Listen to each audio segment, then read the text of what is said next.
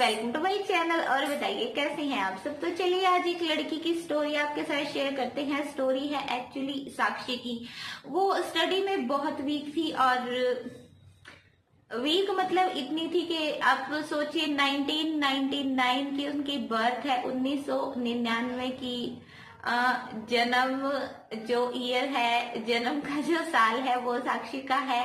और अभी वो 11th क्लास में है। तो उन्होंने कितनी क्लासेस को रिपीट किया और मतलब इतना रिपीट किया। और उनकी मॉम जो बहुत ही स्ट्रिक्ट लेडी थी, बहुत ही स्ट्रिक्ट मॉम है, उन्होंने उसको कैसे पनिश किया, उसका हेडशेप किया, उसको मतलब उसके फ्रेंड्स के सामने ऐसे बिना कपड़ों के मुर्गा बनाकर उसको हेडशेप उसका किया। उसका मतलब एकदम से दिल को छू लेने वाली स्टोरी है। तो चलिए वीडियो को ज्यादा लंबा नहीं करते, स्टार्ट करते हैं और आपको साक्षी की पूरी स्टोरी बताते हैं कि एक्चुअली उनके साथ हुआ क्या और उनकी मॉम ने क्या उनको कैसे क्या पनिशमेंट दी, कैसे उनके फ्रेंड्स के सामने उनको ये सब सहना पड़ा। तो चलिए स्टार्ट करते हैं।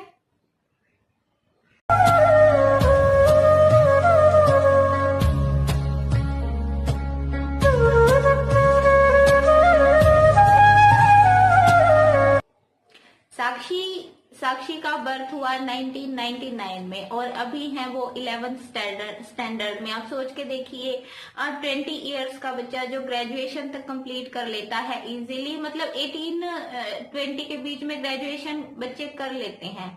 और साक्षी अभी फिलहाल है 11th स्टैंडर्ड में। साक्षी के साथ एक्चुअली हुआ क्या, साक्षी ने 5th क्लास में जब साक्षी थी तो उस टाइम भी वो फेल हो गई थी और उनको 5th क्लास दोबारा करनी पड़ी थी।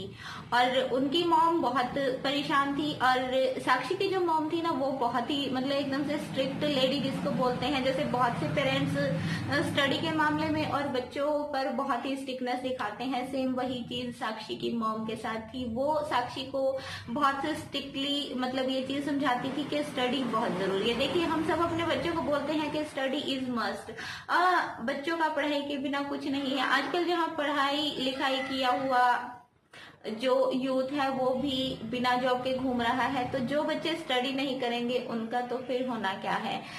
हम साक्षी की मॉम की थॉट को गलत नहीं बोल सकते हैं, बट साक्षी ने 5th क्लास 2 बार में की। साक्षी गई 6th क्लास में और 6th क्लास में साक्षी फिर से फेल हो गई थी।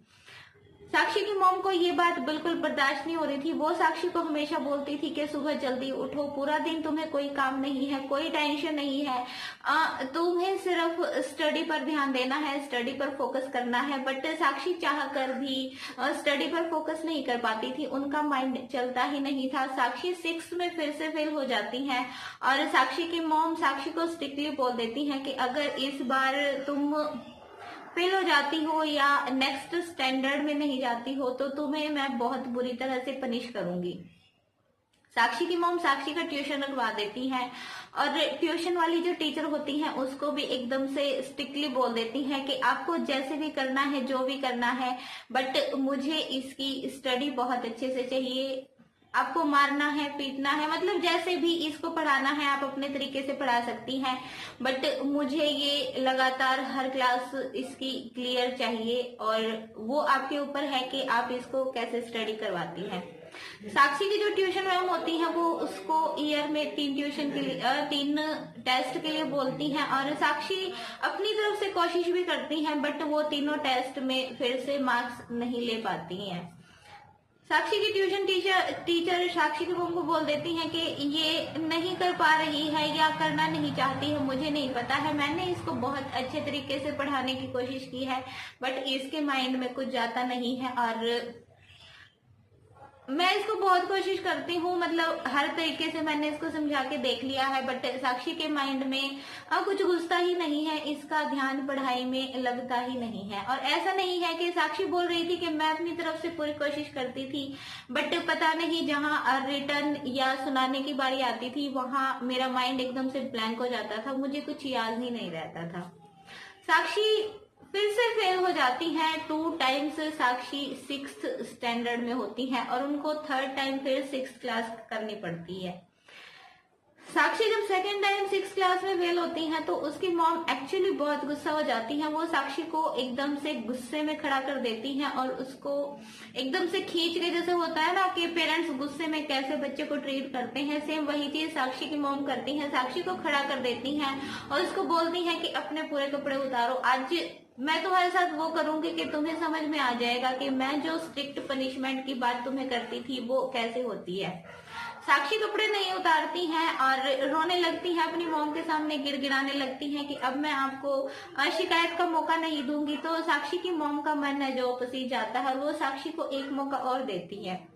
साक्षी 6th क्लास पास कर लेती है, बट 7th पास कर लेती हैं, 8th कर लेती हैं, 9th में जाके साक्षी फिर से फेल हो जाती हैं। साक्षी की मॉम फिर से उसको समझाती है, मतलब हर तरह की कोशिश करती है, बट साक्षी का मन पढ़ाई में लगता ही नहीं है।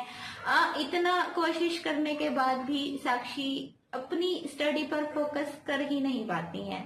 फिर तो साक्षी की मॉम का मतलब एकदम से पारा जो था वो हाई हो जाता है। वो साक्षी एक दिन सो रही थी और वो साक्षी को बेड से खींचकर घसीट कर बाहर लेके आती हैं और उनकी सोसाइटी में साक्षी से छोटी एज की कुछ गर्ल्स थी जिनका एग्जाम्पल हमेशा साक्षी की मॉम उसको देती थी कि वो लड़कियां देखो कितने अच्छे से स्टडी करती हैं और तुम बिल्कुल नहीं करती हो। तो उन जितनी भी वो 5-6 गर्ल्स थी उनके सोसाइटी में साक्षी की मॉम उनको घर पे बुला लेती हैं और साक्षी के हाथों को पीछे से बांध देती हैं और साक्षी के जो फ्रेंड्स थी उससे एज में कम थी, बट साक्षी उनके साथ ही खेलती थी, उनसे ही बात करती थी। उनको साक्षी की मॉम बोलती हैं कि इसके पूरे कपड़े उतार दो।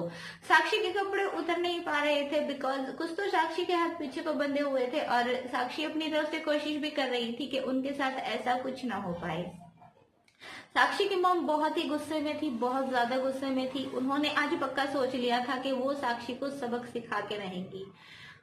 उन्होंने उसकी फ्रेंड्स को बोल दिया कि तुम इसके कपड़ों को फाड़ दो और वो जो लड़कियां थी वो भी साक्षी के मजे ही ले रही थी, उसको देखकर हंस रही थी। वो उसके कपड़ों को खींचकर फाड़ देती हैं, यहाँ तक कि उसके जो अंडरगारमेंट होते हैं उनको भी फाड़ देती हैं। साक्षी एकदम से बिना कपड़ों के उनके सामने होती है और साक्षी की जो फ्रेंड्स थी वो उसको देखकर बहुत जोर जोर से हंस रही होती हैं और साक्षी की मॉम बोलती हैं उसकी फ्रेंड्स को कि तुम अपनी मॉम्स को भी बुला लो। तो वो लड़कियां अपनी मदर्स को भी बुला लेती हैं और एक बार तो जैसे ही वो लोग एंट्री करती हैं साक्षी को देखकर उनकी हंसी छूट जाती है, बट वो साक्षी की मदर को समझाने की कोशिश करती हैं कि किसी भी गर्ल के साथ ऐसा करना ठीक नहीं है, आप प्लीज ये मत कीजिए। बट साक्षी की मॉम पर उनकी बातों का कोई असर नहीं होता है।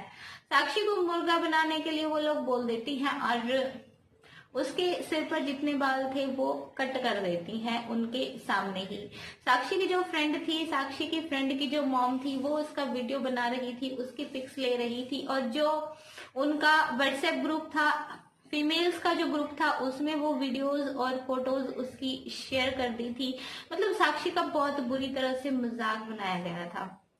साक्षी को मुर्गा बना के गंजा कर दिया जाता है और उसके सिर पर एक भी बाल नहीं छोड़ती हैं उसकी मॉम और उसकी पिटाई भी करती हैं ऐसे ही बिना कपड़ों के। 1 हफ्ते तक साक्षी को ऐसे ही घर में रखा जाता है बिना कपड़ों के। उसकी फ्रेंड्स आती हैं, उनके सामने भी साक्षी ऐसे ही घूमती है। मतलब इतनी स्ट्रिक्ट पनिशमेंट साक्षी की मॉम उसको देती है स्टडी ना करने पर, बार बार फेल हो जाने पर। देखिए साक्षी की मॉम की थॉट सही है, बट अगर साक्षी कोशिश करने के बाद भी बार बार स्टडी पर फोकस नहीं कर पा रही थी या वो पास नहीं हो पा रही थी तो हो सकता है कि बच्चे को कोई प्रॉब्लम हो, वो इसकी वजह से नहीं कर पा रहा हो। कई बच्चों का माइंड स्टडी की तरफ नहीं चलता है तो उनको ऐसे पनिश करना मेरे हिसाब से बिल्कुल सही नहीं है। बच्चे के माइंड में एक चीज सेटल हो जाती है और ऐसी जो मेमोरीज होती है ना, आई थिंक ऑल लाइफ वो उनके दिमाग से नहीं निकल पाती हैं अगर ये स्टोरीज सच्ची है तो। बट साक्षी ने मुझे यही बोला है कि ये मेरी रियल स्टोरी है। आज वो 11th स्टैंडर्ड में है और 11th में वो मतलब उनको लगता है कि वो 11th भी पास नहीं कर पाएंगी।